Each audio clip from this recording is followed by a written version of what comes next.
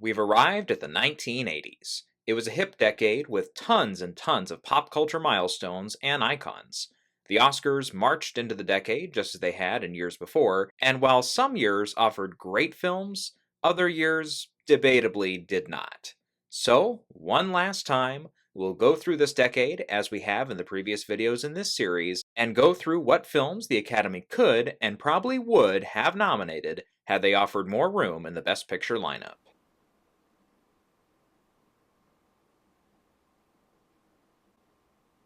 While this is known as the year of ordinary people, and Robert Redford becoming the first actor turned director to win an Oscar in the directing category, it was The Elephant Man and Raging Bull that tied for most nominations. But Ordinary People did earn 6 nods and took home 4 Oscars, including Best Director, Best Adapted Screenplay, Best Supporting Actor, and Best Picture. Raging Bull did take Best Actor and Best Film Editing. The Elephant Man laid a goose egg that night. Coal Miner's Daughter and Tess were your other 2 Best Picture nominees. Richard Rush was our odd man out this year in the directing category, meaning his film was the only one to get in for Best Director, but not Best Picture. The Stuntman did get another 2 nominations in Best Actor and Adapted Screenplay, so I'll name it as the 6th nominee that would get in for Best Picture. Next up is Jonathan Demme's Melvin and Howard. It picked up 2 wins in Supporting Actress and Original Screenplay, and another nomination for Jason Robards in Supporting Actor. Best Picture could easily have fit in. For number 8, I'm going to go with the musical Fame. Don't worry, we won't have too many of those this decade, so no drinking games this time around. Fame fared very well with the Academy, picking up nominations for its screenplay, won 2 Oscars in the music categories, and 1 more nomination in Best Song, and 2 more tech nods. Number 9 is going to go to The Empire Strikes Back. While it didn't earn the fanfare of the original Star Wars at the Oscars, Empire still picked up 3 competitive nominations and won a Special Achievement Oscar for its visual effects. Finally, for number 10, I think my only option is Private Benjamin, picking up 3 nominations in above-the-line categories. And yes, for those at home who may not know, that means the screenplay categories on up. Everything else that year was 2 nominations or fewer, and really outside of maybe The Great Santini, none of them were heavy picks for Oscars that year.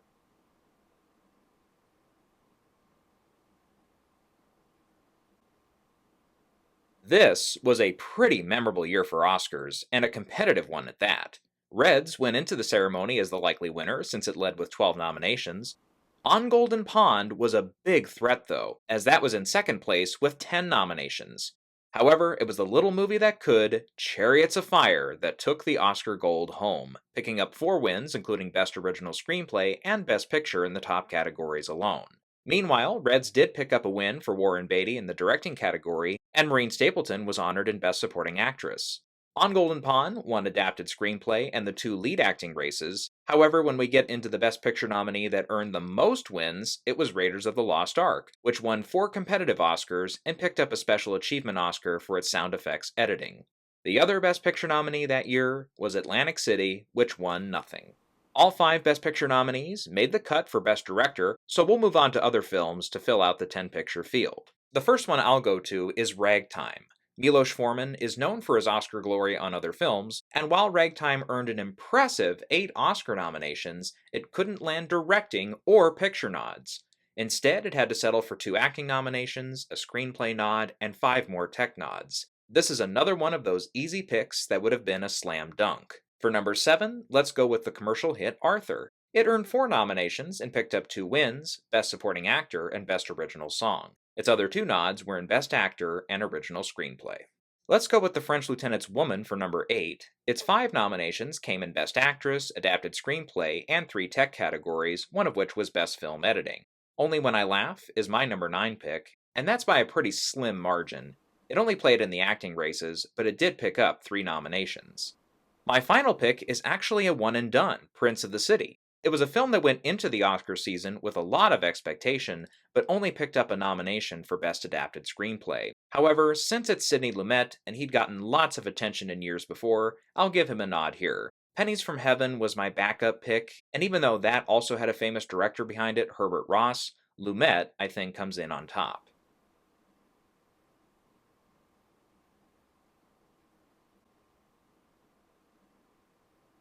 Undeniably, this year is known as the Year of Gandhi. The film swept the Oscars with 11 nominations and picked up 8 wins, including Best Director, Best Original Screenplay, Best Actor, and Best Picture.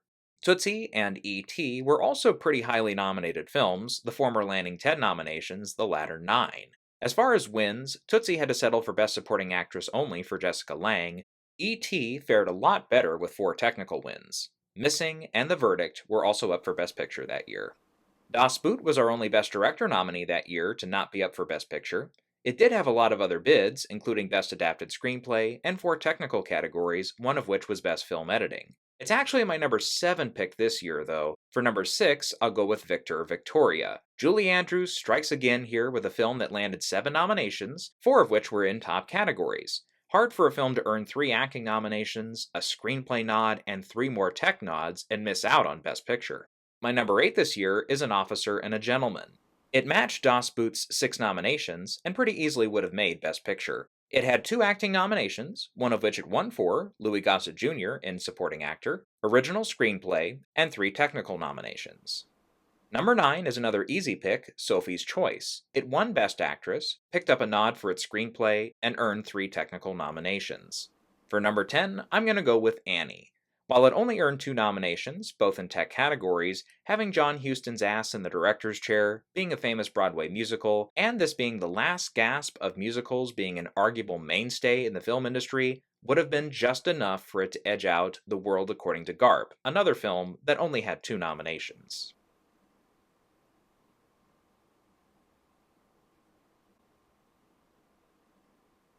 James L. Brooks delighted the Academy that year with Terms of Endearment, a film that pretty much dominated. A personal favorite of mine as well, it picked up 11 nominations and 5 wins. All of its wins were above the line, including Best Adapted Screenplay, Best Actress, Best Director, Best Supporting Actor, and Best Picture. The Right Stuff fared pretty well that year as well, with 8 nominations and 4 wins, though they all came in tech categories. The Dresser, The Big Chill, and Tender Mercies filled out the Best Picture lineup.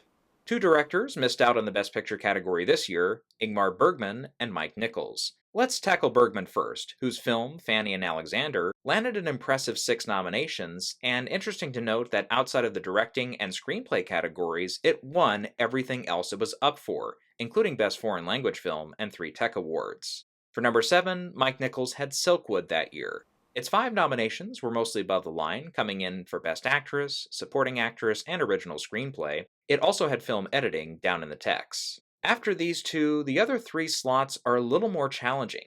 Cross Creek will be my number 8. It picked up 2 acting nominations and 2 tech nominations. I'll go with Educating Rita as my number 9, landing 2 acting nominations and a screenplay nod. And for my last pick, I think I have to go with Yentl. It actually outdueled the previous 2 films we've mentioned and earned 5 nominations, including Amy Irving in Supporting Actress, the same performance that earned a Razzie nomination. Interesting to note that this was the second time this had happened. James Coco was nominated 2 years before for both ceremonies for his performance in Only When I Laugh. Yentl was also up for 4 tech nominations, including 2 original songs. So, yeah, unfortunately, Return of the Jedi is out for me, which prevents the entire original Star Wars trilogy from being Best Picture nominees in this exercise. Though it is noteworthy to say that it was up for 4 competitive awards, which was more than Empire.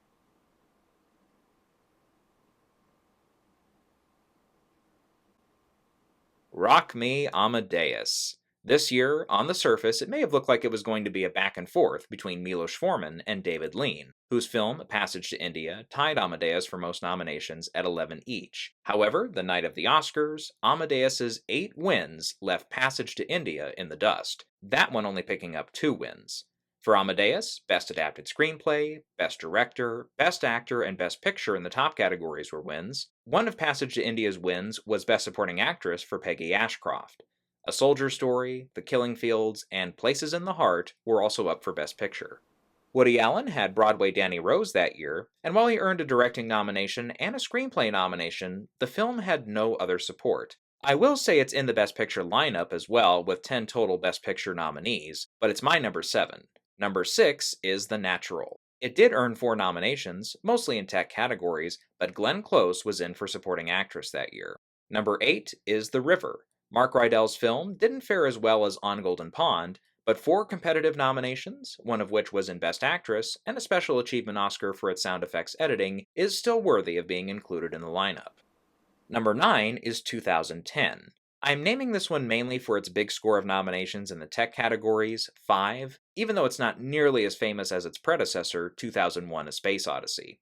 And for number 10, I'll go with The Bostonians. It was between that and The Cotton Club, but both films are kind of a stretch here at number 10. Bostonians did pick up an acting nomination, however, for Vanessa Redgrave, in addition to its costume design. Cotton Club did pick up a nomination for film editing, arguably the more important of the tech categories in relation to Best Picture, as well as art direction, and it did have Francis Ford Coppola behind it. But in the post-apocalypse now era, the Academy kind of turned its back on the 5-time Oscar winner.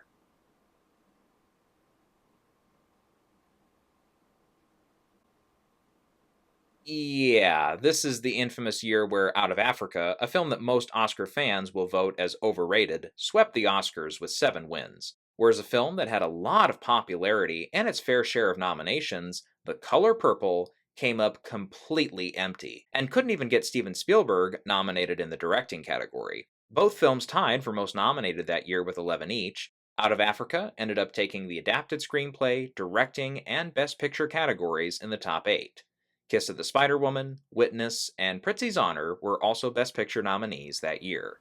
Ron, from director Akira Kurosawa, was our only Best Director nominee to miss Best Picture. Ron had 3 more tech nominations to its name, and it's my number 6. Next up is Agnes of God. It earned 2 acting nominations and a nomination in Best Original Score. Norman Jewison is also a pretty famous director, so that also helps. At number 8 is Back to the Future. Yeah, that'll make a lot of you happy.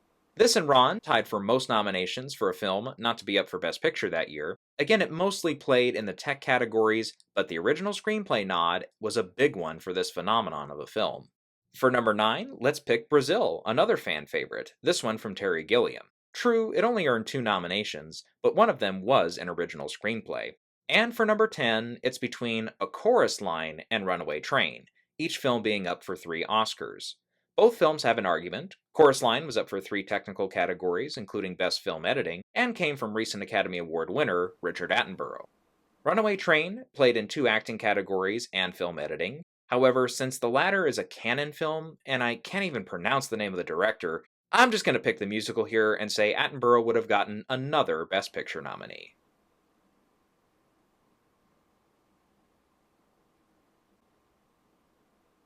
Oliver Stone began his Oscar campaign with Platoon in 1986, and it ended up being a pretty big hit. It tied with A Room with a View for most nominations, both picking up 8, and Platoon ended up winning 4 Oscars, including Best Director and Best Picture. A Room with a View was actually really close behind it with 3 wins, including Best Adapted Screenplay. Hannah and Her Sisters also had a lot of support that year with 7 nominations and 3 wins, all 3 wins coming in above the line with original screenplay and the 2 supporting acting races. The Mission and Children of a Lesser God were also up for Best Picture. Yeah, I'm sure you Oscar nuts saw this one coming, but David Lynch had Blue Velvet out this year, and it's another one of those directing nominees that had no other Academy support. Well, Mr. Lynch, I'm not promising anything at this point, but let's go through the rest of the lineup this year and see if your film can make the cut for Best Picture. I'm going to say The Color of Money is my number 6. It won Paul Newman his only competitive Oscar, and was also up for Best Supporting Actress, Best Adapted Screenplay, and Best Art Direction. People often forget this was also directed by Martin Scorsese. Number 7 is Aliens. It earned an impressive 7 nominations, including one for Sigourney Weaver in Best Actress. It also won 2 of its 6 bids in the tech categories. We'll go with another blockbuster film for number 8, and it's kind of fitting since its sequel later earned a nomination for Best Picture, Top Gun. On top of winning Best Original Song, it had 3 more tech bids, one of which was the coveted Best Film Editing category. Number 9 is Crimes of the Heart. And honestly, you could swap this out for number 8 or number 9 as far as position. I don't really care. This one had 2 acting nominations and a screenplay nod as well. For number 10, I guess my choices are Blue Velvet or Salvador, another film by Oliver Stone. Well, let's see here. Stone did get plenty of attention that night with Platoon, and let's not forget, while Blue Velvet might have had a weird performance with the Academy, it had tons of support from the indie spirits that year and a couple of Golden Globe nominations. You know what? Yeah, let's give number 10 to Blue Velvet.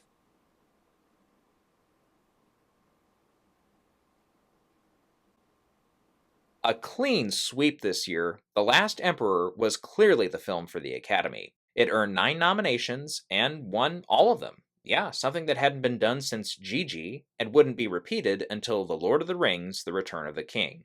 In just the top categories, Best Adapted Screenplay, Best Director, and Best Picture were wins for the film. Hope and Glory, Broadcast News, Moonstruck, and Fatal Attraction were the unfortunate films that were also nominated alongside it. Lasse Hallström is the odd man out this year. My Life as a Dog was not granted a Best Picture nomination, though it did earn an adapted screenplay bid as well as Best Director. I'll come back to this one. In the meantime, let's go with Empire of the Sun as number 6. Spielberg's film might not be one of his most remembered, and it wasn't up for any of the top 8 categories, but 6 tech nominations is worth noting. Number 7 is going to be another blockbuster type nominee, The Untouchables. It did earn the Best James Bond, Sean Connery, an Oscar, and had 3 more tech nominations as well. Let's go back to My Life as a Dog and pick that as number 8. Number 9 is going to be another one and done, Wall Street. Just the hype of Oliver Stone is enough for me to say it gets the picture nomination too. Plus, Michael Douglas did win Best Actor for its sole nomination. Number 10 is a little tougher. Ironweed paired up Meryl Streep and Jack Nicholson, who were both nominated, but it didn't have a ton of other support, so I can't pick that one. Cry Freedom was up for 3 nominations, one of which was the first for Denzel Washington in his career, but its only other support was in the 2 music categories. Plus, I already picked Richard Attenborough previously. So let's go with another director who had a film out this year who had some clout, Louis Malle. Yeah, Au revoir les enfants. That's my number 10. True, its nominations in original screenplay and foreign language film were it, but I think the Academy might have been really close to including Malle in the directing category this year too.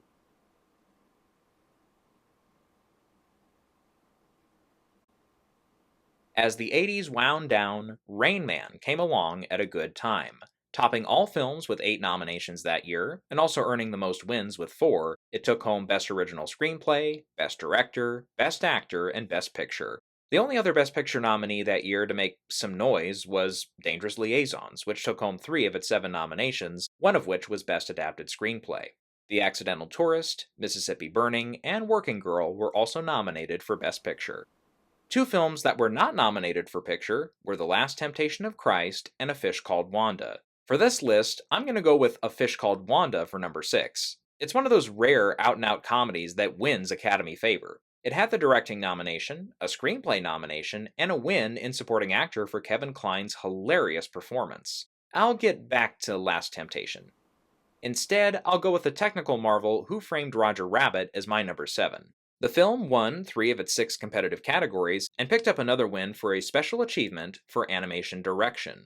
Keep in mind, though, none of those nominations were in a non-tech category. For number 8, I'm going to go with Running on Empty, which is fitting because I'm running out of multiple nominated films this year, and it could easily fit into the Best Picture lineup. It had nominations in Supporting Actor and Original Screenplay, but otherwise couldn't find much love. But it's Sidney Lumet again, so let's say the Academy would have put it in. Number 9, we're going to go back to a film that earned more nominations, Gorillas in the Mist. This one had Best Actress and Adapted Screenplay nominations and 3 tech categories, one of which was Best Film Editing.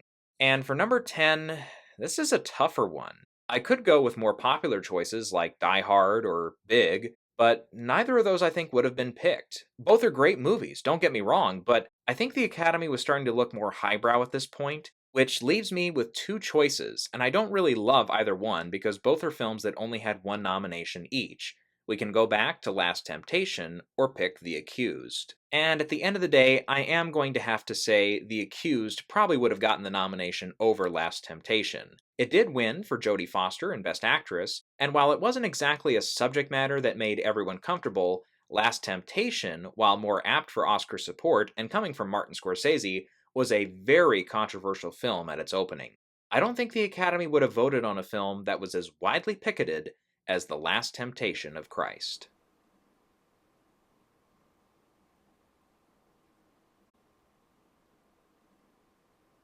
The box office grosses were getting higher and higher, with 1989 being the peak of the decade. At the Oscars, it was a fairly competitive year as far as films getting tons of support and an open race for who would win. Driving Miss Daisy did lead the nominations with 9, and ended up taking home 4 Oscars, including Best Adapted Screenplay, Best Actress, and Best Picture. It became the first film since Grand Hotel in 1932 to win Best Picture without its director being nominated. Wow. Born on the 4th of July did offer quite a challenge this year, being up for 8 awards and taking home Best Director for Oliver Stone, his second win in that category this decade. My Left Foot, Dead Poets Society, and Field of Dreams were also nominated for Best Picture. This was a tougher year for me, deciding who was in and who was out of a 10-film field. Two directors had their films miss out for Best Picture. Once again, one of them was Woody Allen, whose offering that year was Crimes and Misdemeanors. Its supporting actor nod for Martin Landau and original screenplay bid were its only other support, but I'll list it as number 6. Number 7 is Kenneth Branagh's Henry V. Outside of his nominated work for directing and starring in the film, it also picked up a win for Best Costume Design. Number 8 for me is Glory, a film that had 5 nominations and 3 wins, one of them in Best Supporting Actor for Denzel Washington. Number 9 might be a little controversial, since we do have quite a few films to choose from this year, but The Little Mermaid I don't think I can leave behind. It did start the Disney Renaissance, and while its only support came in the music categories, the box office performance and support from the Golden Globes really helps it.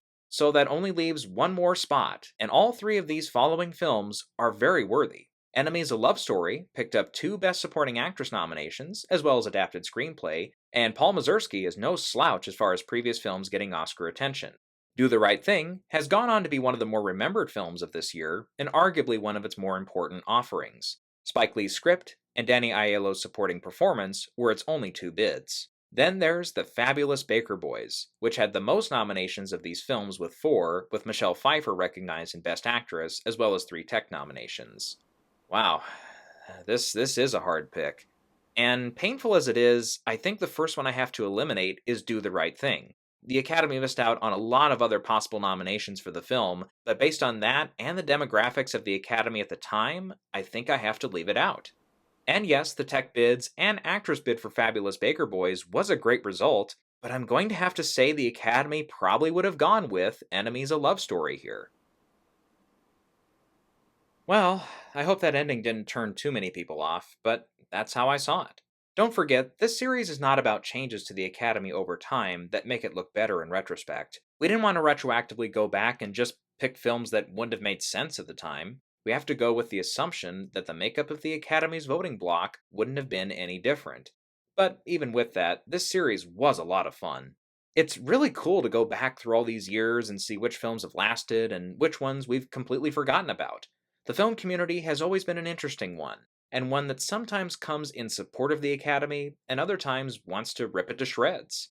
Note too how some of the films we've mentioned in the series have been ones that have stood the test of time, and how other films were ones that I hadn't even heard about until I started this series, and I'm sure for some of you out there, you would say the same.